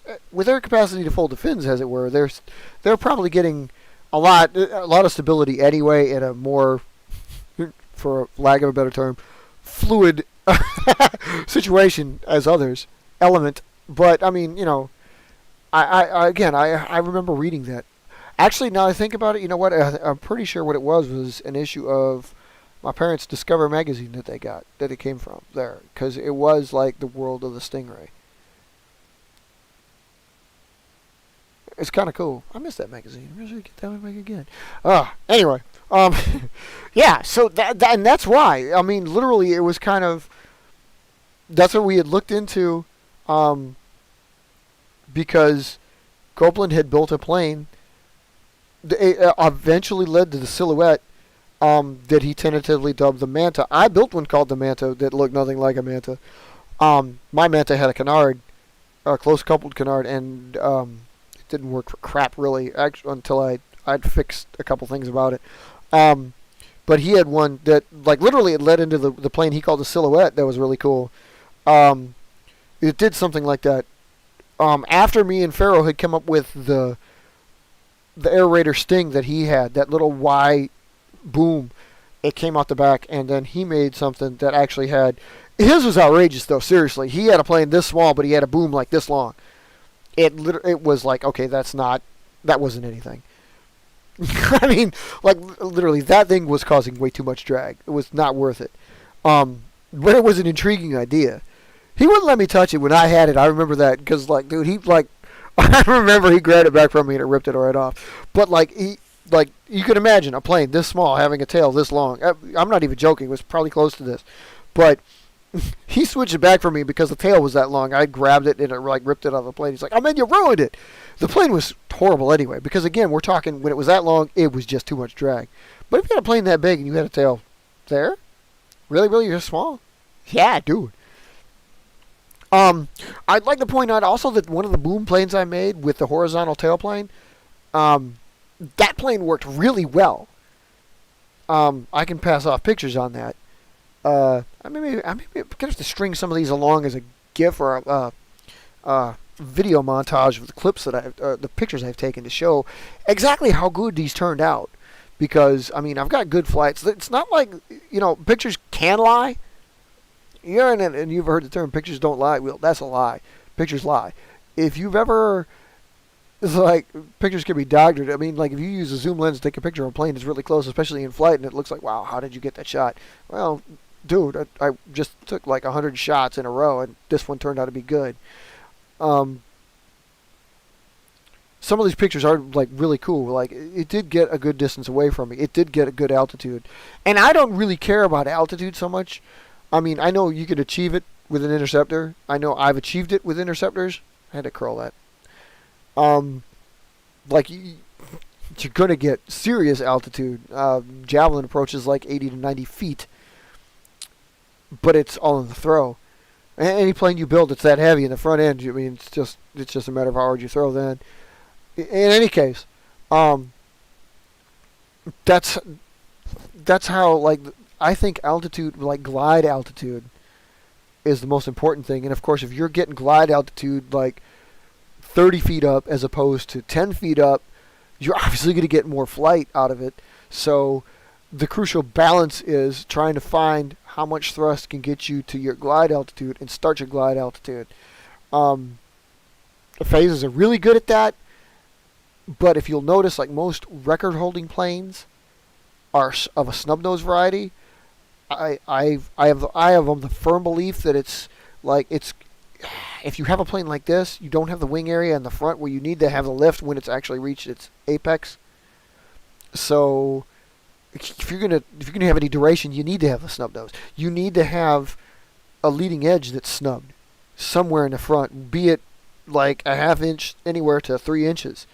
Toda-san's aircraft that held the world record of like duration aloft, I believe, was a pretty good example of a snub nose. I'm not sure if John Collins is. I can't remember, and correct me if I'm wrong, one of you guys can check it out while we're talking about this, but I don't remember if the one John Collins is holding the record with. Is it a snub nose? But in any case, that it doesn't really matter. If you look through and find out for yourselves like how many of them get long durations, it's typically ones that have some front end cut off and flat. It's not usually the pointed ends, because that pointed edge, like, it would be something really cool if you could develop a way, once again, talking about a power in your flight, something that actually happens during the flight, like having a guy in the cockpit of our paper planes, like me and Y13 imagine happens all the time. I really wish I could get an ant to just control them and fly these suckers. But if you had a way of like putting a pointed tip on your plane with some weight so you could boost it to glide altitude, drop that tip at altitude, so and yet still maintain a relative weight to glide ratio when it's up that altitude, that'd be like perfect. I mean, I imagine that's got to be perfect, because you need the weight for the boost, but then you need to lose that same weight once you've entered glide stage. I mean, obviously it doesn't have to happen all the time. There's plenty of planes out there, hundreds of thousands of paper airplanes out there, and I mean paper planes, that achieve this greatly anyway. But I mean, it's just like maybe you could call it cheating. I don't know, but like if you could figure out a way to have that pointed heavy boost or pointed every cone and boost stage and drop it during glide stage after the takeoff boost is lost, hey, dude, I think, man, you could see a plane that easily glides over one of the Great Lakes, for example, you know. Talk about getting in your thermals. I remember talking with a guy on the show a while back. I'm sorry, I'm kind of running this a little bit long. We were talking with a guy a while back. God, I'm trying to think of who it was. I want to say it might have been Robert, but it wasn't. But like, he had mentioned creating the planes out of like carbon paper, which, for all intents and purposes, is kind of like tissue paper. I'm like, how? This goes to what me and Y13 were just chatting about. It's like, okay, so how? You can't throw it. There's no structural integrity to that. How do you throw it? How do you throw it and not rip it? So, like, picturing is like, you know, in glide stage, in theory, man, it sounds great. But in throwing it, it's like, how? I go back to how do you not destroy it on every throw? I don't even know. Case in point, though, I'm like, okay, this plane could be reinforced. Again, if there's some way you could say, and this gives me another interesting idea. So you have, and this is something else we did. We did a project long ago called Project Mothership. This turned out into all kinds of crazy things that KIA is doing now, that we think the aerial demonstration team, you know, a la the Blue Angels and stuff that we're trying to create, is a bigger plane, like what this one is. His is the Sabertooth that does it. But then you build a multiple copy of a plane that sits on top, and nose attitude, the pitch is up. From there, you launch the big one, the fore takeoff, and if they're built just right, they usually can separate and glide away from the mothership. Ironically enough, his do have points. I believe they're like basically mini versions of his Chaos, maybe Exile. He'll have to correct me on this if I'm wrong. And I believe he called him Wolfpack. You'll have to correct me on that one if I'm wrong, but I'm pretty sure that's what it was. In any case, say you're... this is going back to what I was just speaking of like the tissue paper plane or the copy paper plane, the carbon paper. If you have that, so you have a body of who knows whatever the hell it is. In my case, it would probably be a Javelin because I want some altitude out of it. You park that little plane up on top of the Javelin with a slight nose-up attitude, and hopefully it rides. This is crucial. Hopefully it rides, so you get it up to altitude, and then when the Javelin says bye, plane detaches and then goes on its merry way gliding through the sky. This is more or less like the carrier plane, not really Project Mothership. Project Mothership we got kind of... It came in 3 stages, but the first primary one we thought of was... And we did it, and it was kind of cool. We put a paper box. We built a literal paper box. It was like, I think we used 6 sheets of notebook paper. We built a box, put it on the bottom of, ironically enough, that dragon kite that we were talking about. It was a real, honest-to-goodness Mylar kite in the shape of a dragon. We molded it on the bottom of the kite, put our paper airplane in said box, and, well, you had the string onto the kite, right? Okay. We had the string onto the kite, then we had fishing line into the doors of the paper box. It had 2 bottom doors that were held together, and it was held pretty good. I think we taped it in 3 places. I can't remember, because I know it took a couple jerks to do it. We almost lost the kite, but we had to make sure to extend it all the way, extended the fishing line all the way, pencil, let it roll up. It was a waste of fishing line. We really did waste fishing line. But in any case, rolled it all the way up. Once it got to altitude, the gentle tug, the paper box dropped open, and the plane glided out. It was really freaking cool to watch. I mean, like, because it was altitude we wouldn't normally have got, I don't remember how long the string was. I do remember it was 1,000 feet of fishing line. I do remember there was more around the spool because there's no way in hell I had 1,000 feet of kite string. I would love to, but they don't make them like that. Well, they didn't make those like... It was a kid's version. I'm sorry. It's not like some of the newer stunt version or whatever. I was young. I was stupid.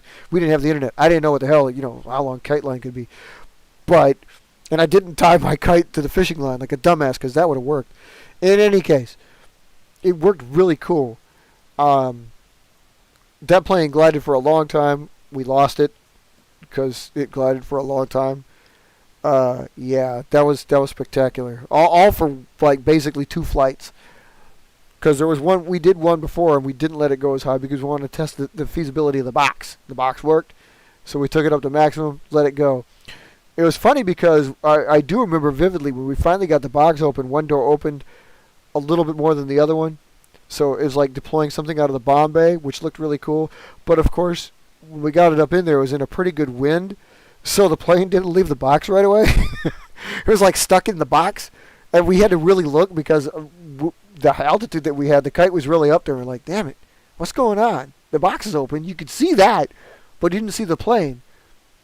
And I kept looking. My sight was better. Actually, that's not true. I think I needed glasses then. But I knew the plane hadn't left. Randy was shielding. He was like, what the hell's going on? Did it drop? No, it hadn't dropped. Then we said, oh, look, there it dropped. It was stuck in the box. But when it dropped, it like looped around, it glided, and then we lost it in a tree. Like literally, this was back in South Carolina. I lost it in one of those southern yellow pines. It's like, 120 feet tall. Yeah, it's gone. There was no way to get that damn thing back, but it was a sight to see. I would love to do something like that again.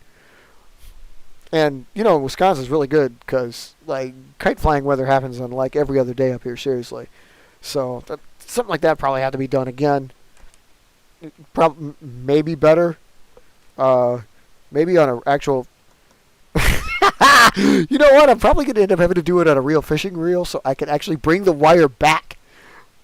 Because we did it right off the spool like dumbasses because we were kids and we thought it was cool and it worked. And we lost all that fishing line because like, I ain't reeling that shit back. That's like 500 feet. Screw that. So there's some field out there in the middle of South Carolina that has like, 500 feet of monofilament fishing line in it. That's us. That wasn't like a, Neanderthals fishing hole back in the day. For you archaeologists go crazy out there, that fishing line, Yeah, that's only 40 years old. That's not, 4,000 years old. Keep it in your pants. Anywho, sorry, that was a little off tangent, but not too much. It's still talking about flight. Man, those were the halcyon days of getting the aircraft in the air any way, shape, or form. I was the first one in the neighborhood to have the Astrocam 110. If any of y'all have heard about that one, you can look that up. That great rocket maker RSTEs brought us the Astrocam 110. I got it for Christmas. I think, I'm trying to remember, Christmas of '88? In case you hadn't noticed with the dates, yeah, a lot of things happened for me in like that period, late '80s, early '90s. Man, my technology was blowing up. Anyway, that I think I got it then, and launching it and taking so many blank pictures. Yeah. Like on the box, it shows you used to show you these really cool pictures because what you did was it had a string tied through the notch in the nose cone that like held the shutter, and like when it detached from the rocket, it would deploy the shutter so it would take the picture. Well, that's all well and good, but it was really rare to get that shot that drones get on a regular basis nowadays. It was really weird to get that shot and see, like, on the picture, the box always had a picture of your subdivision from in the air. It's like, wow, that's cool. I didn't get many of those shots. I got, like, cool sky shots and a couple of trees. Didn't really get houses very many times. Plus the fact that the damn thing didn't travel as high as they thought. Like, if it was that shot, it would probably be about, like, 3,000 feet in the air. I don't think that thing climbed to about 1,000 feet. I can't remember the thruster on it, but I think it was it might have been a C67. I don't remember. I know it was a C model, and I'm pretty sure it was a C67. It wasn't a D. That's too powerful, and an A couldn't get it up. So, but it used 2 or 3 types of engines. I think I tried playing with them, but it's like I get the same shot every time. And again, there's something cool about it. It's just that like I never got that particular subdivision picture that I wanted. Now I'm wondering if there's any way to get a camera on these bastards. You guys know, if you've been regulars to the show, you understand, you've watched it. I would just love to destroy a $3,000 camera on the nose of a Javelin. Because let's face it, if I can find a camera small enough to fit on these planes, it's going to be expensive as hell. And $3,000 is probably shortchanging it. I'm probably going to have to sell all my cars and part of this house to pay for it. But it would probably be worth it to just put this online and have everybody scream as the Javelin climbs up to its altitude and then drops you straight the hell back down. Let's face it, I don't think I would put it on a Javelin. As exciting as it would be for like that one flight, I'd like to see it glide so much that I'd like to think that there's a pilot in there flying it, so it'd have to be a phase. Could be a Wyvern. A Wyvern would actually probably offer it a little bit more defense, so the camera wouldn't be dead, because it's probably actually be more $25,000. Man, it better be small. It better be small. You know it and I know it. I'm gonna hold out on some of these critiques of your birds until you give me some more flight videos. Yeah, I imagine it is, because even the smallest ones are like heavy as all hell. But again, I'm going to hold out judgment until I see more of your flight videos, because you build a lot more planes that have a lot more weight and could carry a lot more weight than, say, something as simple as what these are. I mean, seriously, if I had to put a camera on this, you know damn well it's going to have to be micro-sized. But yours, I mean, again, I've built them too, but I mean the ones that you demonstrate. You build them out of, like, fiberboard, cardboard, stuff like that. Not typically cardboard, but fiberboard. So it offers a lot more structural stability and strength to hold stuff like that. I always thought that the best thing to do would probably be to, like, throw... And Hot Wheels came out with them. Remember? They had the cameras in the cars. Nowadays, there's a bunch of them. There's cameras in cars. They have those... The back of every, like, scientific magazine, you can sell those spy cameras that are hidden in a pen. Those bastards have got to be small. Obviously, smartphone cameras are small. It's just I think the board that controls them is a little bit big. Yes, scaling. Exactly. Isn't it cool the way the show comes all the way back around? Yeah, it is. But again, like all of those, the pen camera, and they do have one. I'm into model railroading. They do have cameras that fit onto HO scale trains.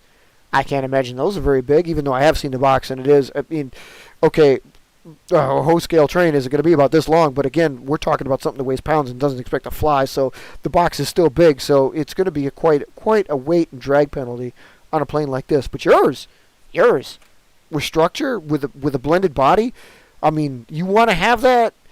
I think it's definitely good. It can't be a phase. It can't be a standard plane with, like, the right angle shapes like mine, like ours, like these, like traditional, because it's going to need some round shape. It's going to need some squared shape.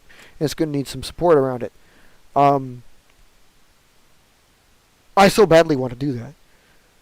I would tear apart any of these cameras to get them on board. I mean, I know for a fact lights can be small enough for these. I've done it. I've got the lights. Again, goes with the model railroading. I've got some lights that are small enough. They only take calculator batteries. Some of they call them pico size. They're really, really small. The battery is the heaviest thing. But if you, with a little bit of ingenuity, you change the switch size, then you change the battery size so it takes like hearing aid batteries, you've got it. Then it's also a trick of making sure you get enough power out of that hearing aid battery, which it typically does have. I mean, it's just got to power a tiny little LED light. Then you got to, when I'm talking about lights, you got to get it to a camera. So I imagine if we could, one of us, all of us, maybe we could get together in a collaboration here very soon, and like somebody, cracks the whip, breaks the egg, and actually, I think you should with yours, seriously. Seeing the size of the ones that I have, I mean, yours would handle them with no problem. I mean, in some cases, you probably could replace the weight that you have put in yours already, like the pennies, with the actual calculator battery that they use, like this, what are they, CR32s? And the switch doesn't weigh anything. And then just put the lights out there. Yeah. I mean, they're tiny. As a matter of fact, I can hold on a second. Bear with me. I'm going to keep you with me, but I'm not going to hold you here. Shit, I'm going to have to put you down. Hold on.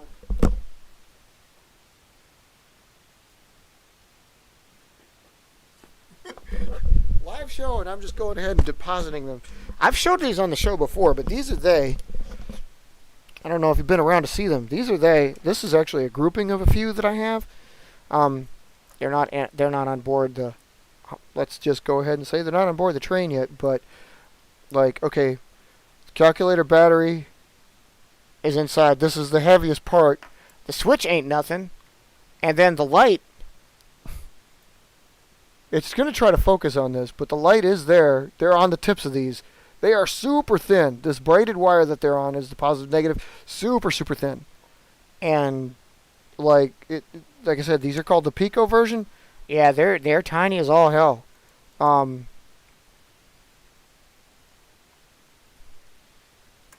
these cases they are for trains.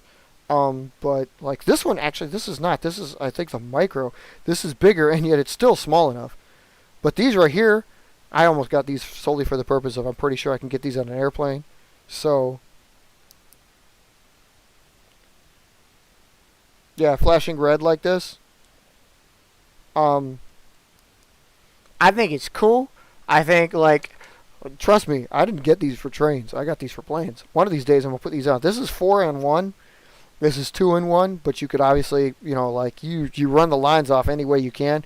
I just hurriedly twisted these up to try these. So, yeah, these things they're tiny as all hell.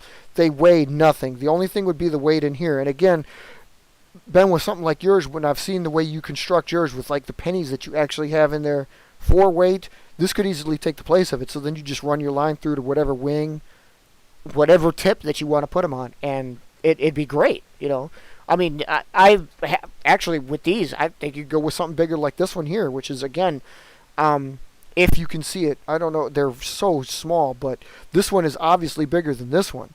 This is what they call the Pico. This is the micro, and the micro is tiny. So these are smaller than any Christmas light. They are, if you've seen them in like stores, though, they have the battery powered, as they call them, fairy lights. They're more like that. But these are from, I think I have the thing, actually. Yes, I do.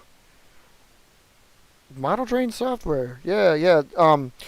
if you go to the trade shows, I said trade, not train.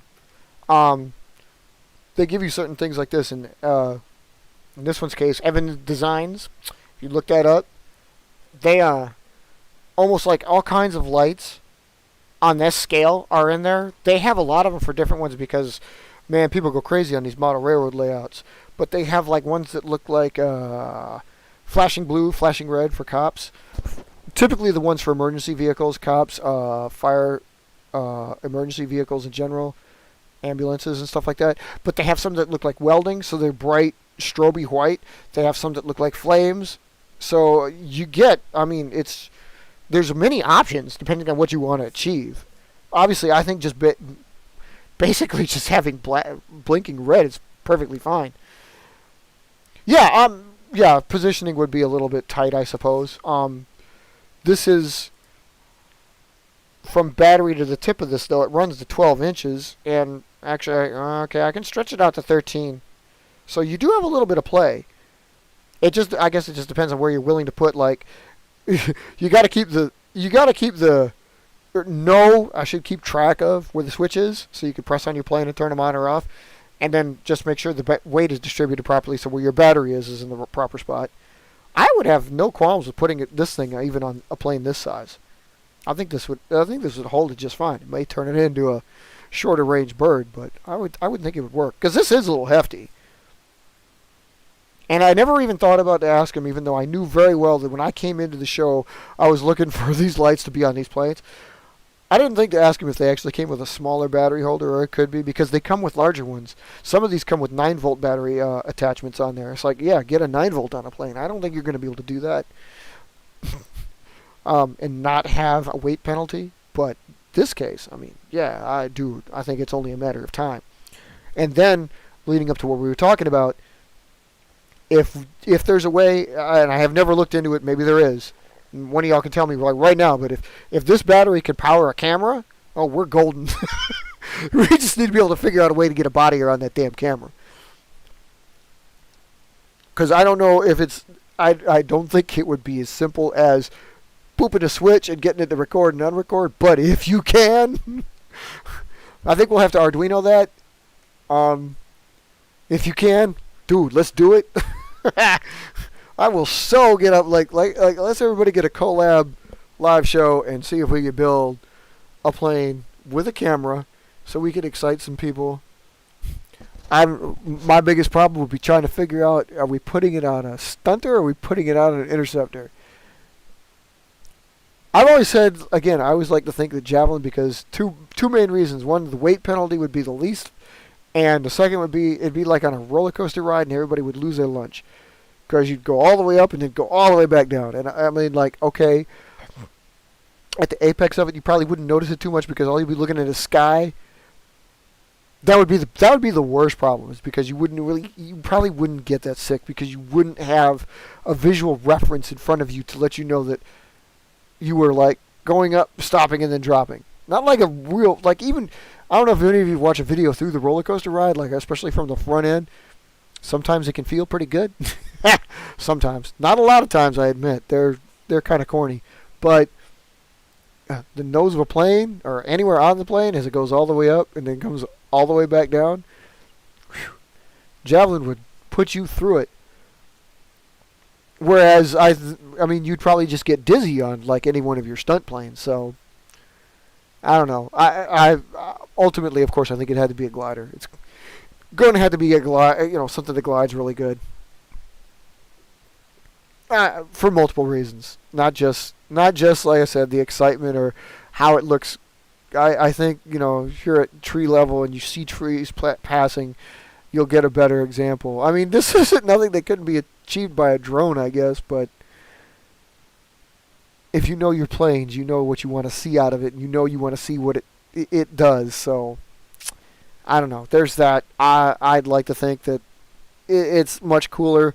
When in reality, it's probably just as cool to fly the fucking drone. I don't know. I mean, I might be just pipe dreaming here. Seriously, it's like, yeah, let's try to find a $25,000 camera to fit on there, or $5,000, whatever. I don't know, but try to find a camera small enough to go on there and then destroy it in one flight. I mean, yeah, I cry, I get pissed, cry some more, and then die. But I'll have accomplished it, right? Right? I don't know. Anyway.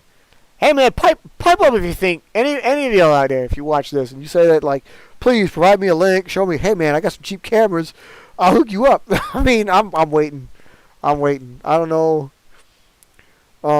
Some of us are more advanced than others. I'm sitting here trying. Like I said, I'm not the one. I'm sitting here worried about trying to get it on, these basic little bastards like this, whereas Ben could probably throw it on the next plane he builds, or the last two he built. Because I'm pretty sure after looking at his videos, the F-16 or the X-47, any of them, YX2, I'm pretty sure any of those would be able to handle with no problem because of their structure.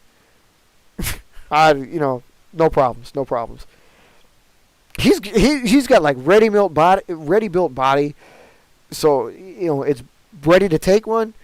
Like if it's judging by like Ben, I don't remember which one now. Forgive me. It's been a while, a few months, but the one flight video you did have up there, the one you took out, was it YX02? It might have been. I don't know. You can correct me. But that one, like, it showed some pretty good glide qualities that, like, I could already see, like, yeah, if the camera was on board, that magical.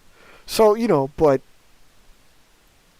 I'm really anticipating more of your flight videos just because, like, I mean, if you've seen some of ours, either on my channel or our channel here, which I post a lot of my flight videos here anyway, because typically all my flights are IVPAC related. Yeah, I expect great things, so, I figure, like, hey, man, one of these times you're going to surprise all of us, and just, like, here's that camera. Yeah, I think you're right. I knew it was a dash, because you dash everything. So, is that the proper way to say that, by the way? If I say, like, YX02, I mean, I know you know what I'm talking about, and I know our viewers would know, because you've seen it, but should I say YX-02, or is it just YX02 is cool? In that one's case, RP3, RP003. I mean, slanging it would just be 003. I don't know. I'd like to try to get everybody's right. I suppose, like, if I was saying wyvern properly, the British way is probably wyvern. And I do Britophile stuff, so YX2 is good. Okay. See, and you gotta go by the wording that you see on text anyway. So I mean, like, okay, it's typed out as YX-02. Now I'm sure I don't have to say YX-02, so probably in conversation YX2. Bam. Okay. Yeah, I figured as much, but I honestly don't know if I've ever actually heard you say it. Or you're like watching your videos, and I'm sure you have. It's just one of those things. Is like it's so brief, it's just passed. And besides, you don't need to if you're concentrating your show on that one plane. It's like, well, guess what's in front of me? Ta-da! You don't have to say it. So, yeah, I figured. The same thing, and I got that. Like, I think Mark asked me that early on about like phase 1, because I just called it the phase 1, and then all their branches, there's a slash in it. And then I have the period in it. But I Brit that myself. Oh yeah, that's right, the asteroid. That's right. Okay, so yeah. That's better. That's like what OAE keeps trying to do with us in IVPAC, is he wants us to go with like an IVPAC designator, so we do have the F-22 and stuff. And man, he brings out so many. It's like, and I've never done it. I mean, in our history, I've never really done that. I was never interested in that, so. Oh, so it doesn't get just M1? Now, see, I did something similar, too, back in the day. And when I did it, like phase 1M, I literally just ran, it was phase 1M. But I did the same thing like that there, and it had, like, Roman numerals after the M, in which case I borrowed something from real life and called it the Block 2. Because it was a mod form, which of course we all know became the Phase 3. Yeah, Phase 3, it's a storied history. I could do a video just on mine as far as that goes, which I'm sure he could do on Vulcan. But, yeah, I mean, because I'm always interested in how people do that. Like mine, if I put a period in there or a dot in there, it's to be said as mark. If you see a period or a dot, you say it as mark.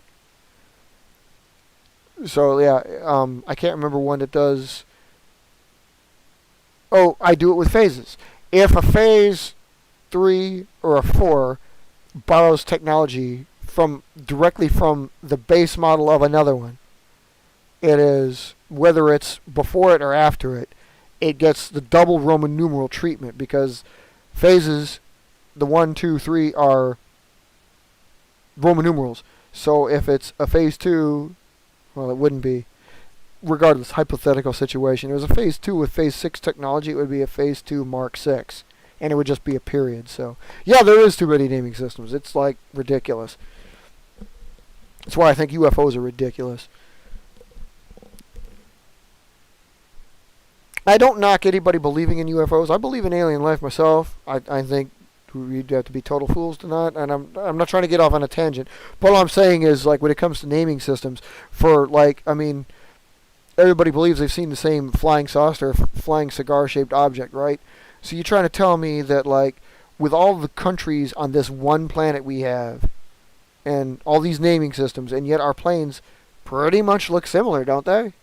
I mean, the multitude of places that design planes, and all of ours look pretty much the same. You trying to tell me that all the alien worlds out there, everybody builds flying saucers? Because, like, that's the way to go? That's what I'm saying. It's like, dude, you can't tell me that all the alien life you've ever spotted in UFOs have been flying saucers. No, dude, no. Maybe one alien race built flying saucers. Everybody else has got something else. Flying bubbles, flying staplers, flying diapers. I don't know. But the thing is like, it just doesn't matter, and I refuse to believe in that. I shouldn't say, like, yeah, I don't believe in flying saucers. I believe in UFOs. I believe in alien life. Flying saucers are just stupid. Maybe there was one, but there sure as hell weren't like 20,000. Bah! Multiple nailings. Yeah. And every alien calls them like, yeah, this is the FS3. No. Anyway, yeah. So, I kind of look forward to putting the cameras on there, as well as the lights, because we've always wanted to go with, like right now, again, in the IVPACs, our, it's not informal naming system, but like our prefixes and stuff, when we use the F's and the A's and the S's and stuff, E and P have been reserved and semi-used for E is for electronic and P is for powered. We don't really have planes that are like that yet, because I don't think too many of us have gone the power up route, even though that's been developed where you can put that power to your plane. I'm sure you've heard of it. I've not even tried it myself, which is something for saying, because I got like almost everything else paper plane. Seriously, my library is really big. And I have an electric plane launcher, but I never got power up yet. I really should probably get that and try it out. I'm skeptical, but I'm willing to try it out. And I can't think of like what else would be powered, other than Robert's rubber banding. But even that is still just like, well, that's takeoff. That's not powered during flight. I was trying to think of exactly what are the parameters? What sets the standard for having powered flight versus electronics on flight? It used to be we actually included electronics, was basically just having our stopwatches and timing the flights, which we do. We do that. We like to know, not only do I have the measuring wheel to figure out how far their distance is, but I usually keep a stopwatch on hand to figure out how long their flights are. That's two of the primary parameters of flying your plane, is it not? You want to know how far it goes. You want to know how long it stays aloft. I mean, that's what the world records are typically constituted as. Although, I never could understand their variables, because they always want it, like the world record is set indoors. Gee, that's great. What precedent are you trying to set that you're setting the record indoors? I mean, a lot of people can throw a good plane indoors when it's a controlled environment, and I get that. But as a paper airplane flyer, I wouldn't want that. Me personally, I like seeing mine free, not limited by the constraints of whatever building it's in. Sure, you're getting true. I get it. You're getting true, like, to the design. The design itself is responsible for how far it goes and the individual throwing it. But what if it caught a thermal? what if it caught a breeze? I mean, again, Mark can attest to this. It's fun to watch it find the random thermal or find like the mini jet stream, as it were, that's out there, and just go. I want it to be free. I mean, I don't really want to lose the plane, but you know what? If it got far enough away from me that I lost it, I wouldn't mind. I really wouldn't. I think that would be really cool. So again, it's just a matter of what you consider electronics. You're obviously not going to have anything on board the aircraft. I mean, what are you going to put on it? So the electronics was basically left to. There used to be one also. I don't think you can get it anymore. I can't even remember.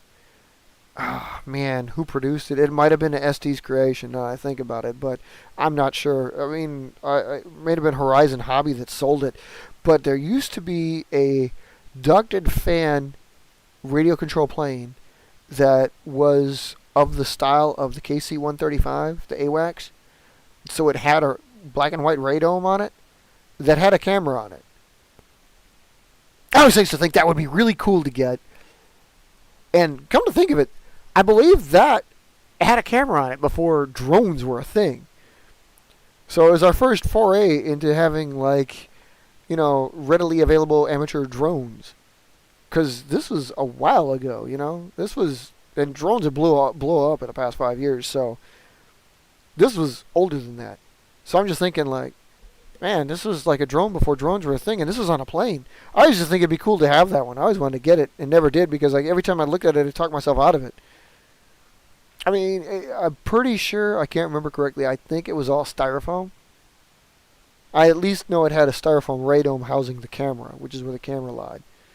And, I mean, ducted fan is cool, but I couldn't see, like, well, I also could bring myself to think of, like, okay, the view is going to be, you know, I thought IVPAC first, and that was probably my downfall in getting it, because really, you probably should have just got the damn thing, but my downfall was thinking IVPAC first, and every time I would think about getting it, I'm like, what the hell am I going to use that for? I can't use it as the name implies. It's not airborne early warning. What am I going to do? Get up at 5, fly it, and like, oh, they're coming to bomb me later on? No, I ain't getting up at 5, first and foremost. Second of all, neither are they, so I'm not really early warning any freaking thing. See, I was thinking real life and mingling, and that just really kind of blowed it out of the water for me. Instead, I should have been thinking, man, it would have been cool to have a camera that flies.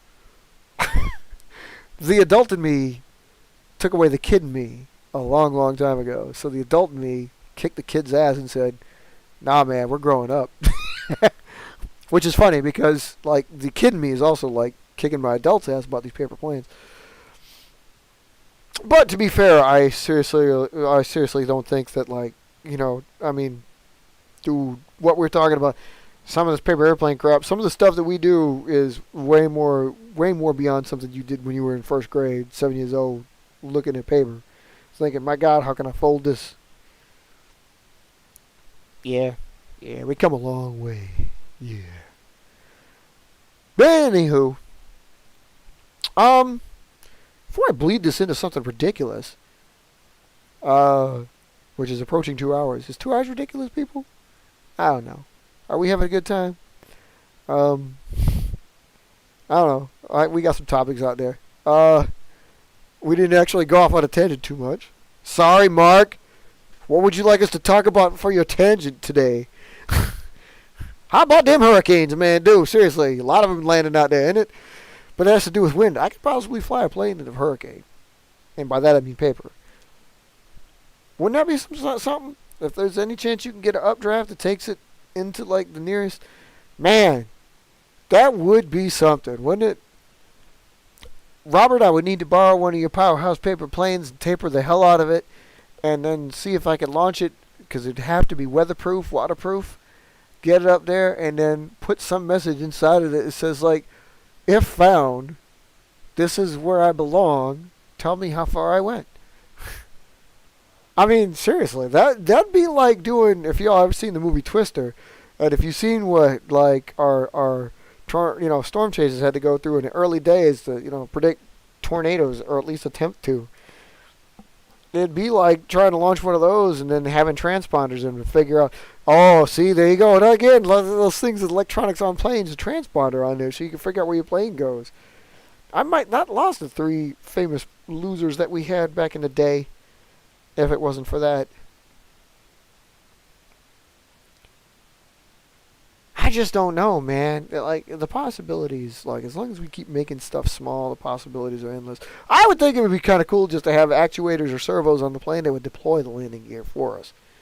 But that would get into some really serious turf, because you would also have to have something on the plane to tell it, like, when it came. I don't even know if you can get an altimeter. You'd have to have a pt2 tube to pass air through it so you can measure the denseness of air when it was only 30 feet up versus 10 feet up. If there's even a change that can be measured. And in the micrometer range that it would have to be to measure that density so it knew it was coming in for a landing. I mean, because you think about it, and that's kind of the way, like, okay, with a pilot on board, you just know, like, oh, passing 300 feet. Gradual thing. You don't deploy the landing gear at 300 feet.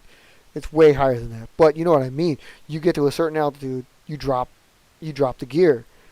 Well, without a pilot in our paper planes, the only real thing you've got is air density, which I don't think changes in any of the altitudes paper airplanes reach. So there's really no way for it to measure the onboard density or the outboard density on board to tell it to deploy the gear. Barring that, you have an altimeter, which again still ties into an air density measurer to be able to figure out what altitude it's at. The only way, it's like every flight's a test flight, because we're going to have to fly with the damn landing gear deployed. But it's just something like having an actuator somewhere to read and say, like, hey, I'm deploying the gear because I'm coming down. I mean, cool to see in theory, cool to practice. Not so feasible, though, unfortunately. Let's just call this like the potential future of where we could go, and yet it's probably never, ever going to be feasible to be there. I mean, there's really no point. You know, if you took this away, and if you could, like, once I get back to flying, and by this I mean, like, really flying, getting back in the cockpit, I forget about this. It's a lot cooler to go from, like, it's a Howard Hughes standpoint, basically. You know, it's like, I designed it, I'm going to fly it. It's like seeing your thing turn from, you know, a sheet of paper to a full size, I can get in it and fly it plane. I mean, if I could live that dream, I try. I just haven't got there yet. But if I could live that dream, I probably wouldn't be doing this show. It'd be a whole different kind of show I'd be doing. You know, because we talk a game about shit that really, there's a lot of people going like, why the hell would you bother with that? You know, and it's true. But by the same token, you're the first person to do it, or you're like one of the pioneers of doing it, and that's all you need to be. So, dude, it's just a creative outlet. I mean, because seriously, after I turn this off, I would do a couple lines of coke and go to bed. No, I'm kidding, people. Don't smoke crack. No. But, like, I would like to say it's a healthier way of spending your time and stuff like that. So, don't be destructive, guys. Just get on out there and have fun with this. And, yeah. Again, people, I'm approaching the two-hour mark. I hope we had a good time. I hope we talked some good topics for you here. Guys, thanks for stopping by. Ben, always a pleasure to see you here. Hey, man, give some serious consideration to upping that time for me. I'll throw a 20 away. Just send me a mailing address. I'm kidding. I mean, you do what you have to do, my friend. I understand perfectly. You know, keep your nights to yourself. But I'll pop in the comments section. But yeah, we talked a good game. Hope y'all had some fun. Thanks for stopping by. We'll try to be back on next week. Probably like this, because somebody's in prison. So, you know, bitches, man. Yeah. In the meantime, Always remember to keep